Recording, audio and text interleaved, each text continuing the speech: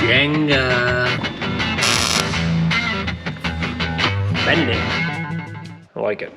What's up and welcome back to another episode of working on the Dirty 30. What's the Dirty 30? Well, this is the Dirty 30. This is my 1930 Dodge Coupe that we turned into a pickup truck, and in the last episode we were working on the brake system for this thing. We got the hydro boost and the master cylinder installed, also the clutch master cylinder, and we built a set of pedals for this thing.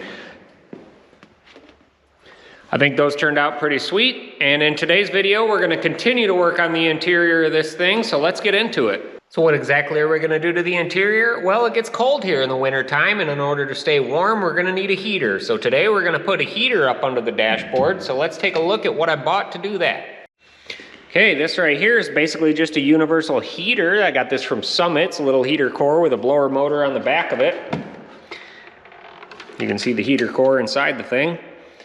Anyway, we're going to try and mount this under the dash, and then we're going to have to design some type of ductwork so that we can plumb all the outputs to where we want them to be blowing the heat. My goal is to hopefully fit this up under here, somewhere like this, so that we can have it blowing directly on us. Before we can get that mounted, I need to put the two hoses that are going to come through here. I got some bulkheads that we're going to use, so that I know how far away from the firewall I can mount the heater core. Okay, I've got two of these bulkhead fittings right here. These are gonna mount on the firewall just like this. I think that'll look the best, so I'm gonna drill a couple holes real quick and get these installed.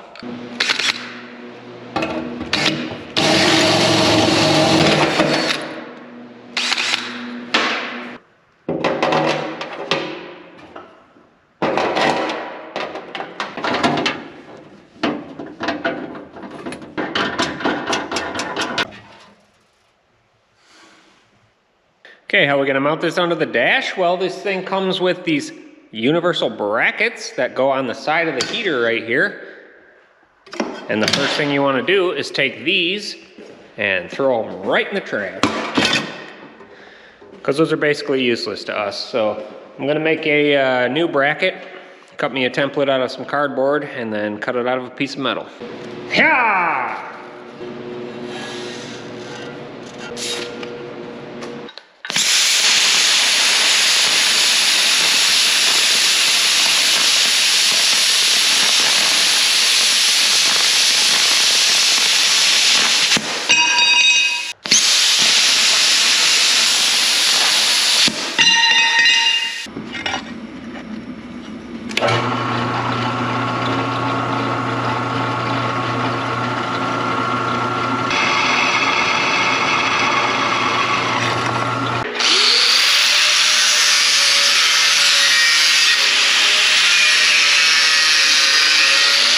Okay, two little brackets that look like this are gonna sit right there.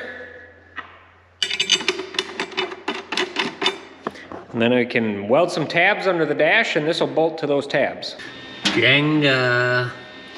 All right, I got the heater up under the dash. It's just sitting on a couple of 2x4s and some jack stands. Now I can bolt these tabs onto it and then weld these tabs to that bar that I welded in the last video.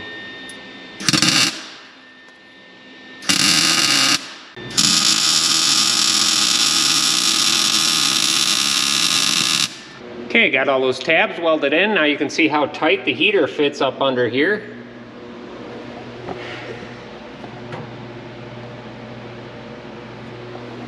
Here's what it looks like from the other side. You can see where those heater hoses are going to connect to.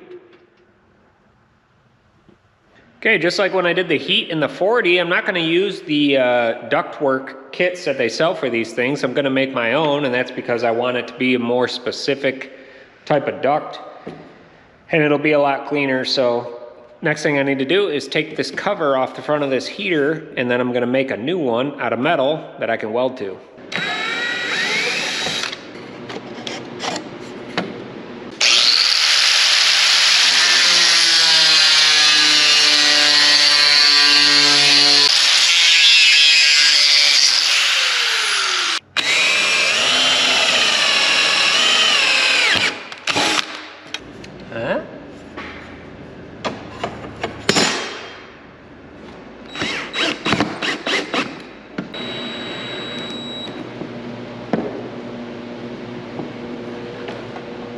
Okay, now that that's made out of metal, I can cut a hole in it and then I'll have a space to weld stuff to it, unlike this plastic one that was on here. So next I'm gonna throw this back in there and then see how we're gonna lay out the ducts. Okay, my plan is to take some of this shop vac hose and use it as ducting, and we're gonna try and attach it to the front of the heater and then route it around the side and come out the front of the dash so that it's blowing directly at the driver and at the passenger.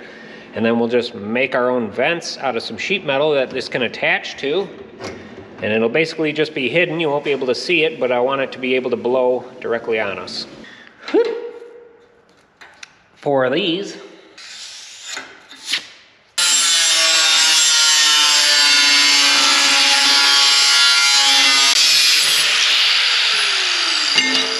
Weld it.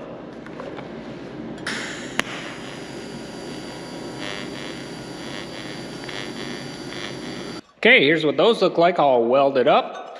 Welded them to a piece of 1 3/4 tube right there, and that's what's going to connect to the ductwork. And then these are going to sit right here on the heater, and then I can connect the ductwork to that. So next I just need to cut a hole in the face of this and weld these to it.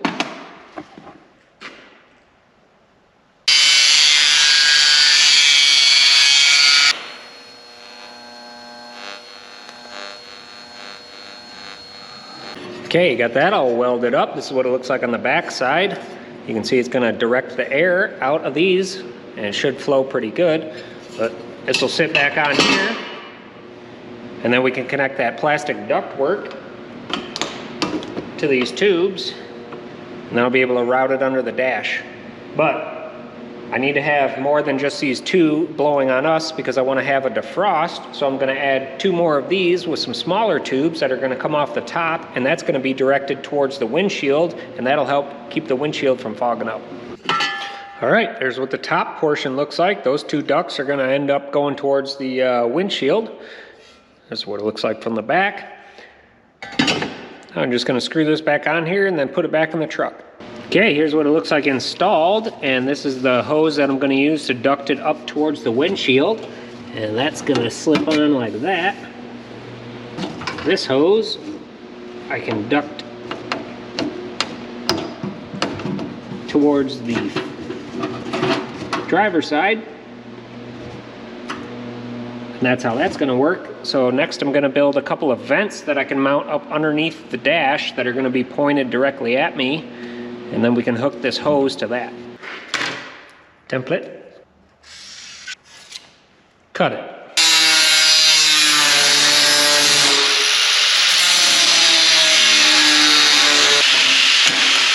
Weld it.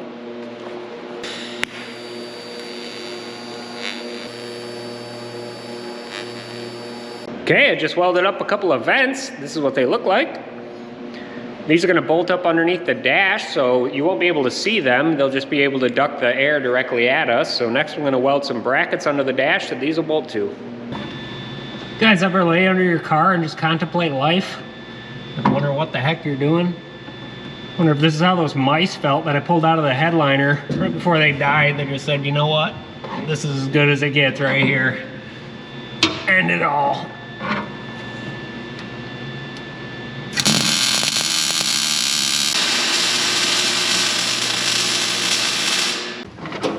Okay, the vents are gonna bolt to those brackets, just like this. Okay, those are gonna sit under the dash like that. You won't be able to see them from when you're sitting in the seat.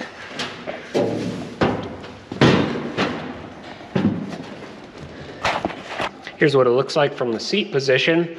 The vents down here should be blowing directly at us. And the other one on the driver's side, same thing, but from your vantage point, you won't be able to see them, so that's good. All right, went ahead and connected the ductwork to those 2. Kind of hard to see, but now the heat can come out of here, run through that duct, and then blow out in front of you. All right, so to do the defrosters, I made these little tiny vents, and these are gonna get mounted up underneath the dash here. Something like that. I'm gonna weld these in here, and they'll be permanent, and then we can connect them with some more of that tubing that I have.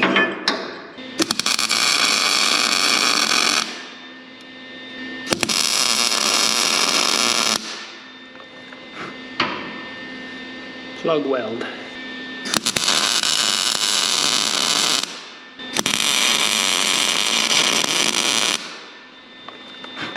Okay, with those welded in, I went and connected them with some more of that duct that I had right here. Same with that side. So now the heat should come out of there and get directed up towards the windshield, and it'll come out right here and right here.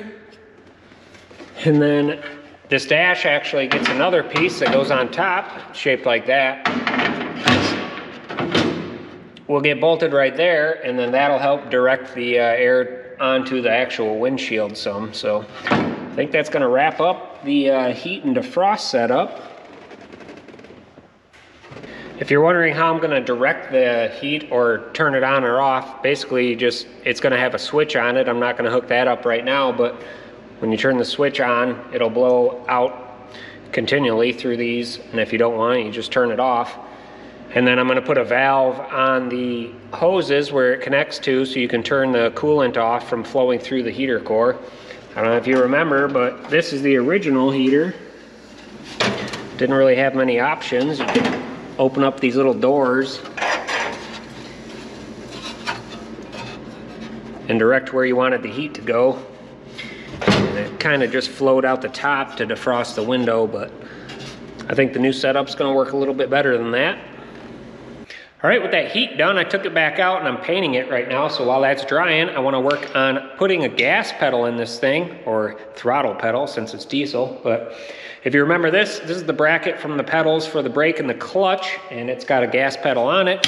So I want to try and take this off and see if I can use it. It looks like it might fit, and if so, I'd rather do that than have to build an entirely new assembly. So I think I'm going to cut this portion of the pedal off and see if I can make it work.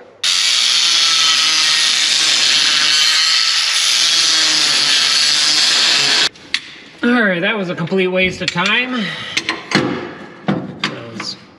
It's not gonna work. I wanna put it somewhere about right here, because that's where my foot needs to go. But the bracket that this bolts to, it's just not gonna work. So I'm gonna take this apart and try and make a new bracket.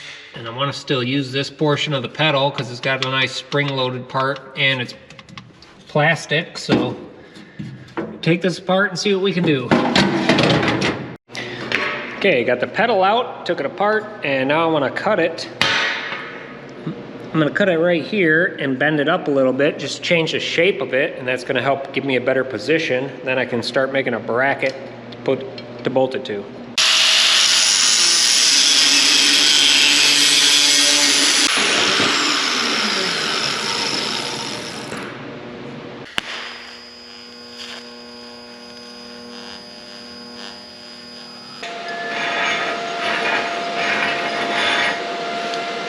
Bracket. Okay, here's the pedal bracket. It's multiple pieces. This piece is going to get welded to the firewall, and then this can bolt on top of that, just like that. And then the pedal will mount on this piece, and that's how it's going to pivot.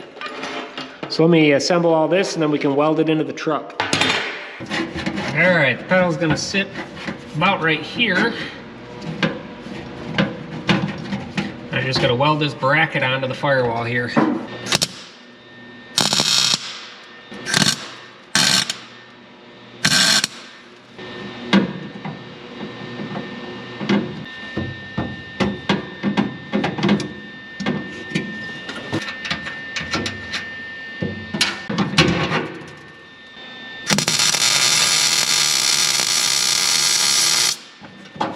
That ain't going nowhere.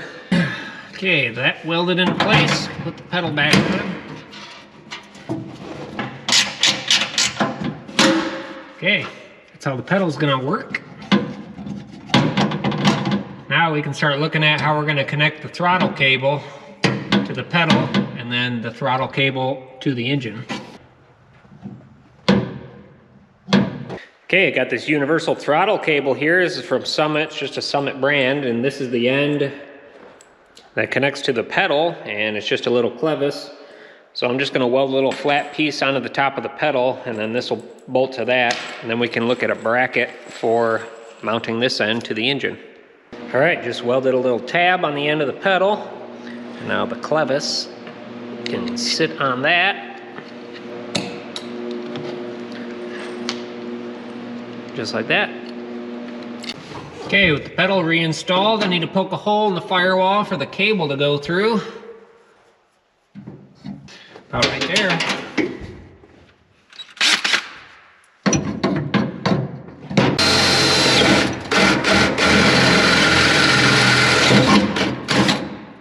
Slip this in through the firewall.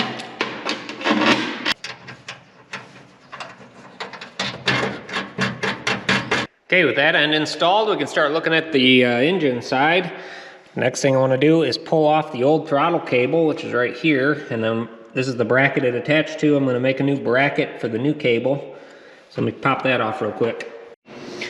Template, metal.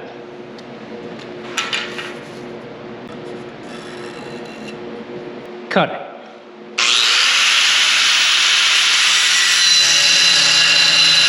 Bend it.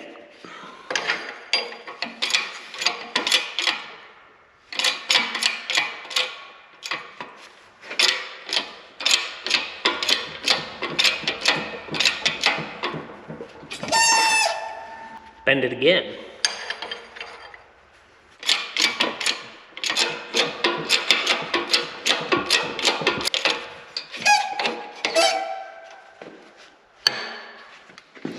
Drill it.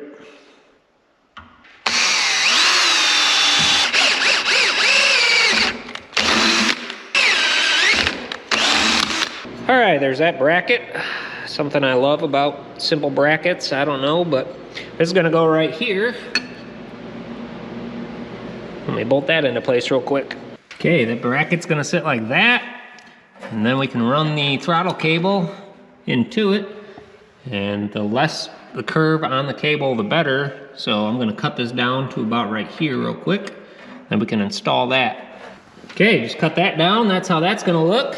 Then I also cut down the inner cable, and I like to take the torch of my welder and hit the end of it. I don't know if it'll focus on that.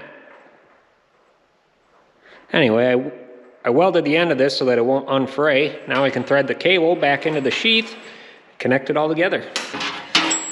Thread this.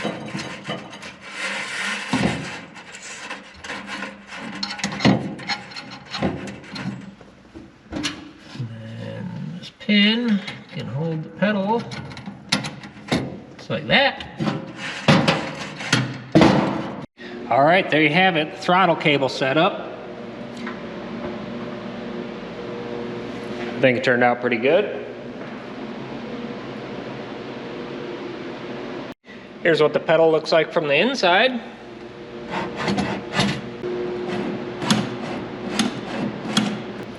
Works pretty good. There's plenty of room for my feet, and I like the way it feels, not too much pressure to press it, so that's one more thing checked off the list, I guess.